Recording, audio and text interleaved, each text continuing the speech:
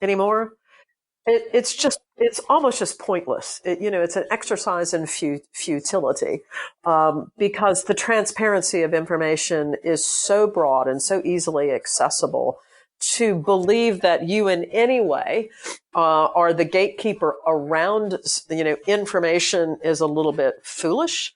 So instead, I would think of myself as trying to frame experiences for learners and decide what are the most important experiences that you want people to have. And what are the outcomes that the business is really driving you toward, and give up this desire to try and overly control content, overly control processes, but become way more of an enabler, the builder of roads, not the manufacturer of cars, to create pathways where people can connect to one another, and then get yourself into as much of an advisory position to help people understand how behavior change actually happens. And if they need help sourcing, by all means, help your business leaders, source good content. I'm not saying don't, but do it from a perspective of you are enabling them, not controlling them. Super well said. It's a great, I think, call to action, aspirational view of what learning and development could be in the future. I was just recalling the conversation I had with Heidi Grant, and she was when she was talking to my learning team at Microsoft, and she talked about the phrase "paying attention," and she was reinforcing the fact that to learn new things, to learn new behaviors, to create new sort of neural pathways takes effort and energy. That's and right. Perhaps our job in L&D is to really help make the space, both the temporal space and the physical space, for that to happen in our organizations, and worry less about organizing content on people's behalf, because that does seem to be a fruitless task. Given what's happened to the way information flows. So I love what you say. One last question. I ask all my podcast guests this question. What inspired you, Mary, to do the work that you do? Was there some particular person or event or something in your career that encouraged you to spend your time doing this great work? Wow, that's a great question. There's a couple of influences and maybe a few influencers. Mm-hmm. So one condition that was an influencing condition for me was I was fortunate, all happenstance, Chris. It was not planned on my part. Sure. That early career, I had a job in sort of a C-suite role back in my days at AT&T, and I supported a group of, 6 or 7 executives. And I did speech writing, I did client events, I did a variety of things. And one of the things that struck me was that the best of the lot were the ones that surrounded themselves by people that knew more than they did.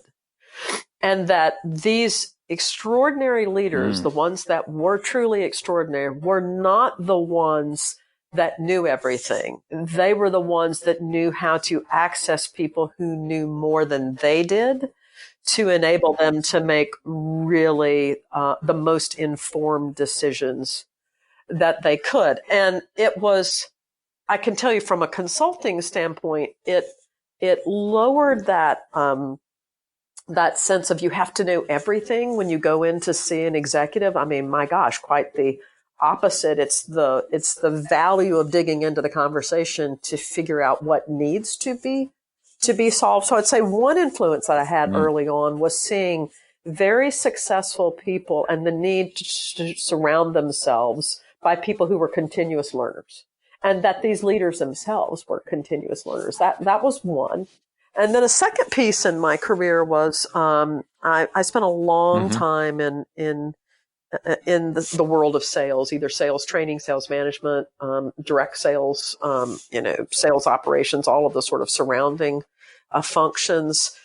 And I had one leader at one point who was willing to actually have fewer people in his organization, fewer salespeople, if they were better trained, if they were better skilled, if they knew more. And he said to me, I'm willing to actually have 10% fewer people on the street if the 90% remaining are 200% more effective. Right. Right. And you know, yeah, I mean, it was just this eye-opening moment where he saw that the potential of the individual would far exceed just multiplying by, just by numbers, like just throw more bodies at it. And it wasn't throw more bodies. It was make the people we have better. And so at that point, I decided on my learning side, it is absolutely the best work I've ever had the chance to do. And I've done a variety of things with my career. But the way I describe it to people who look at learning development, I say every day you get up and your sole job is to make people better. I mean, who could hate that job? What could be better than that? What could be better than that? Yeah, it could be better than that. That is just, that's amazing. Well, I want to thank you for your insights and your time today, Mary. It's been really good. I love, in particular, your sort of vision of the future of L&D. I think you're really onto something there. Where can people find out more about NLI, and where could they possibly engage with you? Sure. So we are, as most firms are, we are out there on the net. If you just Google the NeuroLeadership Institute, you'll find us right away. But we do free webinars all the time, multiple a week. We have white papers that are there, totally downloadable, free and accessible to you on our website. We do some open enrollment programs just in markets around the U.S. and outside of the U.S. at the individual level. So even if your corporation is not pursuing this, but you yourself as an individual have an interest, we do a really robust brain-based coaching program. So that's on our website as well, too. If you're inside of a corporation, we have corporate memberships that, you can come to. We also host probably a good dozen a year different events in different markets, just, to be in town talking to practitioners about what's going on. And I'm usually present with the vast majority of those as well, too. So would love to have any of your listeners join us and or access information about neuroscience and learning on the website. Great.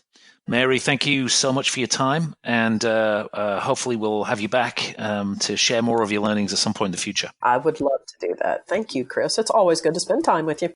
I thought the future would be cooler. Thanks for listening to this episode of Learning is the New Working. We absolutely love hearing from our listeners. We especially love feedback on existing shows, ideas for new topics and guests, and suggestions on how we can make the show more relevant. All feedback's most welcome here. And here's 3 ways that you can talk back, move the conversation forward, and influence the future of workplace learning. First, you can rate the show on your preferred podcast platform to help pluck us from relative obscurity and help other people find us. Second, you can sign up for our newsletter or leave comments on individual shows at our brand new podcast website, which is www.learningisthenewworking.org. And 3, you can share your favorite episodes with people in your professional network on social media. We'd like to thank all our participants, our season sponsors, and you, our listeners. And we'll see you next time on Learning is the New Working. I thought the future would be cooler.